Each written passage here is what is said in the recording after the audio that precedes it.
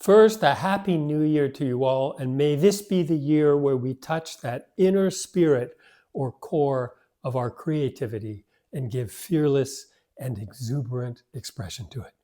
This is Ian Roberts and Mastering Composition. This is a new video to start off 2026, and I want to show you how I painted this painting. And you'll see it touches on all the foundations of good composition: structure, design of the main value masses, thinking of value first, and then translating that value mass into a color shape, plus edges and color temperature. Here's the photo I took. Early morning light, casting long shadows and some real darks in the trees in the background. I cropped it tighter, good simple shapes of light and dark that will be the foundation of the painting. And I did a drawing of it, just thinking in terms of the big, simple value shapes.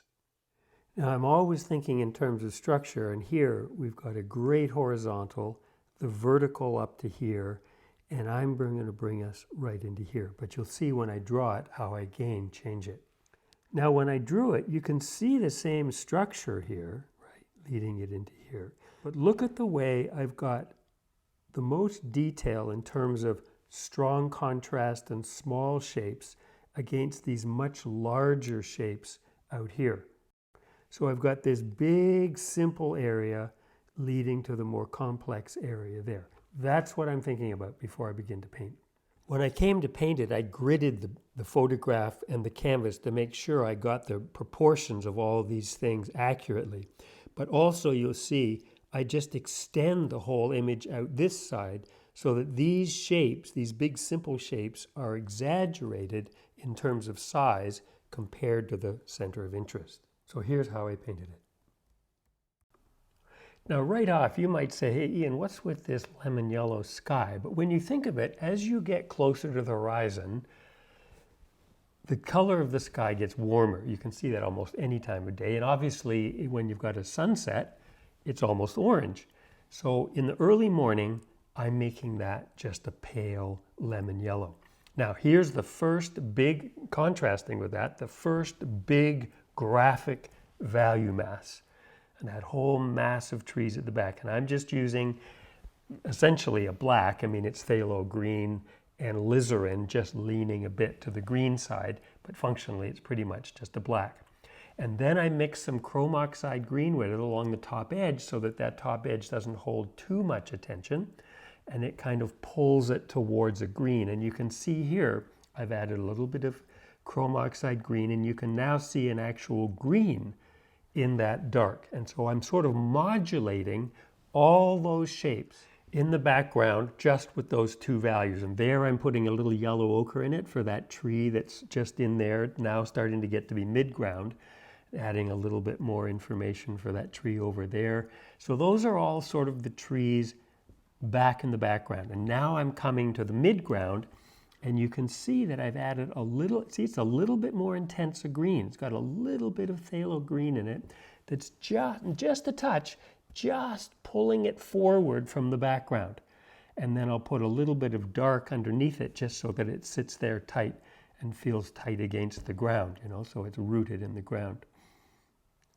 So I've taken care really of all the shadow shapes back in midground and background. And then the only one left really is the long shadow. It's sort of a blue-gray of the color of the field, but the field in shadow at the very back being cast by various trees back there. And you can see it's really just find the color. It's much lighter than the trees, but it's also still in shadow and really cool. So I just put that in as a simple line of information, sort of adjust the top edge a little bit. And you can see that if you looked, I got it sort of wacky, the different angles, so I just pushed that down a little bit. And there are the sky holes that are kind of coming through right at the edge of the top of the cliff that is running in behind those trees. So here's the thing. I'm putting in sky holes here, and they're not really that convincing, right? It's where they need to be, but there's one there that looks like two eyes on a goblin or something, right? So then I just sort of get them in, and then I get a dark, and I adjust it. You don't have to get every mark perfect. You just sort of move a step forward. I got the lights in, and now I'm adjusting it with the dark, same dark I had before. That's just taking some of that down so that it starts to feel a little bit more natural. And that's basically, you can see there now how I got it. And now there is the sunlit side of that same field, really warm, right? Big temperature shift now of these warm fields in the morning light. And then I add a little bit of more yellow ochre to it because it needs to get darker. I just want it getting darker as it comes forward. You can see how it's getting darker, more yellow ochre. And I want it darker because I want that whole thing from foreground into midground to be a gradated shape that's pushing us into the painting. And that's what that gradation of darker to lighter will do. So you can see how it's pretty much pure yellow ochre now, maybe even with a touch of cad orange in it. You can see for this whole foreground area, it is a big shape in the painting, and how little modulation there is. There's definitely some, you know, you can see it from foreground to background, and you can see it in this one too. It's a little lighter at the back, just a touch of white, but it's creating a lot of modulation, interest, without it getting busy. Now there's the first sunlit side of the path. Sort of, again, it's just a little bit of white and a little bit of yellow ochre. But it's a little grayer, of course, than the fields themselves. But it needs to be warm because the sunlight is hitting it. And I'm just putting it in as a shape. You see that? For now, you'll see that I start adjusting those shapes as I go, making it up and sort of pulling it together. But you can see I'm just putting in those shapes now. I tried the shadow side of that same path and realized, oh man, that's way too dark. Let's not do that. So rather than rub it in, scrape it off, get a pale blue. I want it blue, right? Because it's cool. I want that warm, cool contrast there. It's a little bit lighter at the back, getting lighter. I mean, it probably wouldn't get that much lighter really, but in terms of artistic license, I'm making it a little bit lighter at the back. You can see how blue it is. You'll see that that'll all work as it comes together. Same way I did for those fields at the back of that shadow at the back of the fields. So now I just put in this big shape here. See, you can just see I'm thinking big shapes. This is the shadow shape.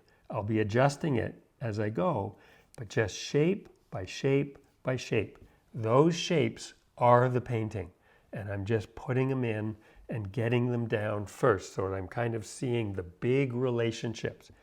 And if those are working, then I'll go back and I'll be adjusting edges and shapes to sort of modulate it and nuance it so as it all comes together. Now I'm going to the shadow side of the grasses, and that'll tie all those grasses into the shadow shape on the ground there. And you can see that I'm just taking paint and just sort of flicking, because it's tall grasses, right? Flicking that, well, I'm getting a good dark in there because it needs to sort of, and you'll see, I'll go back and I'll adjust how that edge works going forward. But you can see that I'm just flicking the paint up into the wet paint, and there I'm getting a shadow shape that I'll then tie into one that goes right across the ground. But just look at how softly that brush is just kind of flicking up into the wet paint. Just a hint of an idea. I'm just hardly touching. It's wet paint, and I'm just hardly touching the canvas at all. Just ever so softly, and then just a little vertical motion just to kind of tie that, again, that a little darker on that edge, because that's where I want our attention to go, right into the center of interest. And just softening those edges as I put down the mark. You can just see it's almost like practically not touching the canvas, just this faint sort of vertical flick. And if it gets too dark, maybe I'll soften it a bit. But I was thinking of this as a demonstration video, like, sort of showing more of the process of how I'm actually pulling all these different pieces together. There I'm just tying that shadow into the trees in the midground so that they all kind of fit together. Now I'm sorry, because I'm trying to get this little piece over on the left-hand side, my shoulder is actually in focus and what I'm painting is not. But the moment I step away, it comes into focus. And you can just see I'm putting in the lit side of this tree that's just catching the light. It's up quite high. the bottom is shadowed and it's just catching the light, and there you can, well, I keep getting in the way, but you'll see it in a moment. But what's important here is look at, I've got the lit side, and now I'm taking the darks and I'm pushing them back up into those shapes where some of the edges are too strong. And so you can see I put the light in, and then I take the dark and I push it back, and there you can, then I just take a bigger thing. Doesn't seem to be enough light on it, and so I just sort of take a couple of shapes and put it in. But you can see that I'm just touching the canvas, and this is a little warmer than the one over on the right because it's coming into the center of interest, right? So there's more light, there's more warmth on it. I want more attention on that edge against the background.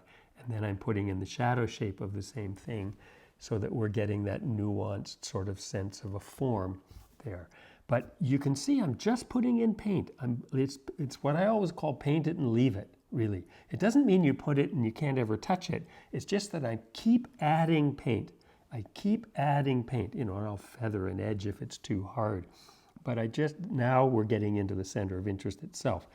These two trees here, and I'm delineating two different trees, or two different shrubs, I guess we would call them. So there's one, the first one here, I'm putting in the lit side, and then I'm thinking this is a second one, and I'm putting in slightly different color, just getting in that sense of those lights against that dark, right? It's like I just flick the paint into it a little bit, and then I come in with the dark on the underside and just sort of nuance it into form so it looks like not just a hard edge, but like the darks coming up into that bush, and you realize, oh yeah, okay, that looks pretty good. It's finished, right? Done. Paint it and leave it. Now we've got the dark of what is really the center of interest, I suppose, this little hit of this bush right here, and then the shadow around it. And then I put this light in, sort of pretty warm, isn't it? I mean, because it's dead, right? It's not really, you can see in the photograph, it's not exactly this color, but I want it warmer, and I want that edge really working. And then I want a good dark along the bottom there, because I'm going to put a line of color right there. And I see it's sort of almost an orange, that's really the nailing the back of the path and the center of interest. And there you see I've put in the warm side, and now sort of nuancing the shadow in, and then coming back in on top with the dark in order to get the shape I want. And then a couple of shadows. You can see in the photograph that's just a little bit darker over on that side. So those are most of the big shapes, and you'll see that now what I'm doing is modulating edges, right? I'm getting a little bit more light coming to the front edge of that big tree. You know, there's that big tree over on the left-hand side, so I put in the lit side, gets maybe a little bit busy and too sort of just straight across. So then I come in with a dark, and I kind of push the paint back into it, adjusting it. You see, it's just like, you don't need to get it right the first time. You just, if not quite right, then you put a dark in and you modulate it. There, I'm sort of cleaning up that shape and then flicking up just a little bit so the edge isn't too hard. And then I've got a fair number of places here. I was using an Arches oil paper, which I'd never used before. I find it kind of dry, and you can see lots of little white spots where it's sort of dry that an oil prime wouldn't do. So I'm sort of having to go in here actually and make sure that all those little white spots, I mean, didn't get rid of all of them, but just got rid of the most obvious ones. But you can just see it's all sort of a vertical mark. Then there's a couple of places where, okay, I want a couple of highlights there. I adjust that one, you'll see later on. Couple of little highlights that just pop it forward a little bit. You know, we could call that detail, but it's just, now we're just dealing with edges. What is the relationship between that field and where it ends and the path and the dirt, and just adjusting those edges so that they really kind of work together. And then I'm warming up the land color a little bit, and now going to be working on the shape of this shadow, because you see in the photograph, the edge of it is not that clear. It gets quite hazy because it's just sort of soft grasses at the top, and I want it to be a stronger shape.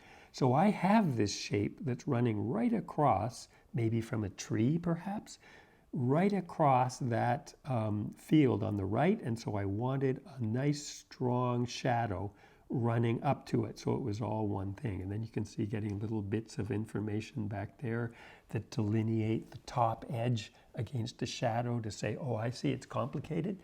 And then there's a few in here just to sort of give, but you'll see that it's not a lot of detail. It's just along the edge. I'll get rid of some of those, and that one there, it seemed a little too strong, right? And you can see I got rid of all those ones that I was putting in there, but softening the edge between that shadow shape of the grasses and then the dirt. And then here I'm just sort of clarifying that shape, the one that goes into that shadow that runs it right across the right-hand side of those grasses. Then I want to get what I'm going to call the real center of interest, that hit of orange at the back of the path, and then it seems a little too hard, so I just take a palette knife and kind of break it up a little bit. But there's that real hit of orange right at the back. Then I'm bringing some light back into that shadow to sort of give it more form, putting in 3 or 4 of those posts out in the field. Really simple, right? Just a couple of lines there, just sort of setting 2 close to the center of interest, 2 that are close to the center of interest, 1 out there and then 1 over on the other, on the far right. Couple of little darks in there where I want to pull our attention. And there's the finished painting. And you can see it's a few simple shapes. And that's basically the painting. I mean, you can nuance the edges. You can get more or less information, but those big shapes are the foundation of the compositional structure. And you can see we're getting pulled to that little orange hit. It looks a little strong in this photograph. It doesn't look quite that strong in real life, but it's just kind of that touch of color to pull our attention back into that arena of the midground center of interest. So I made this month's YouTube video a little bit longer just so you saw that whole process of really a demonstration of simple shapes into sort of a nuanced finished painting. I do hope you enjoyed that and found it helpful. Do subscribe if you haven't already. And if you enjoyed this, go to ianroberts.com and sign up to receive a second video each month that are more on our artistic inner practice and direction and giving expression to it. So next month, my plan is to show the second painting I'm doing for that museum show coming up in the spring in Ojai, California. It'll be a larger painting, 30 by 40. So until next month then, my very best wishes to you. All the best, and bye for now.